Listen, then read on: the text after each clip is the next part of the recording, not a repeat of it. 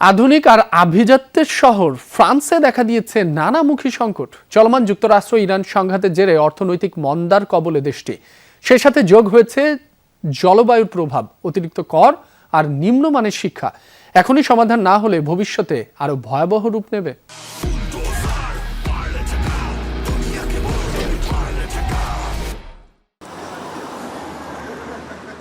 Fashion, perfume আর আলোর শহর বলা হয় প্যারিসকে। গত কয়েক শতকে অভিজাতের প্রতীকী রূপ হয়ে উঠেছে ফ্রান্সের রাজধানী, অথচ সেই শহরেই আজ নানা সমস্যায় জর্জরিত। ইউরোপ জুড়ে চলছে অর্থনৈতিক মন্দা আর মূল্যস্ফীতি। এর প্রভাব পড়েছে ফ্রান্সের জনজীবনে। সবচেয়ে বেশি সমস্যায় প্যারিসের অধিবাসীরা। জীবনযাত্রার ব্যয় মেটাতে হিমশিম খাচ্ছে সাধারণ মানুষ। সবকিছুতে বাড়তি দাম, তার ওপর রয়েছে অতিরিক্ত করের বোঝা। উদ্যোক্তা হিসেবে রাষ্ট্র থেকে আমরা কোনো সাহায্য পাচ্ছি না, অথচ আমাদের উপর করের বোঝা চাপিয়ে দেওয়া হচ্ছে পাহাড়সম।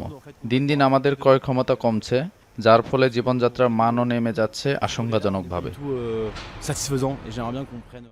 এই অর্থনৈতিক সংকটের মধ্যে সন্তানের ভবিষ্যৎ নিয়ে নতুন শঙ্কায় অভিভাবকেরা, কেননা শিক্ষা ব্যবস্থার মানও নিম্নমুখী। জীবন এখন আগের চেয়ে অনেক বেশি জটিল। আমি চিন্তিত আমার সন্তানদের নিয়ে। আমি মনে করি না আমাদের সময় যে সুযোগ বা সম্ভাবনা ছিল ওরা তা পাবে। শিক্ষার মান নিয়েও আমি বেশ শঙ্কিত।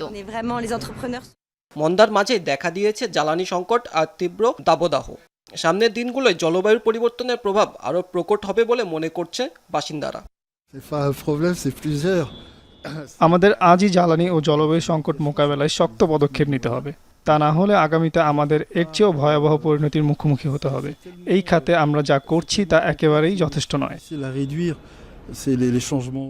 কেবল ফ্রান্স নয়, ইউরোপের অনেক দেশের বড় শহরগুলোরই একই অবস্থা।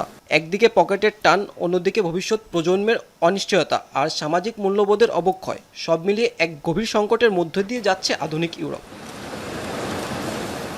মাহমুদ সাকিব, যমুনা নিউজ।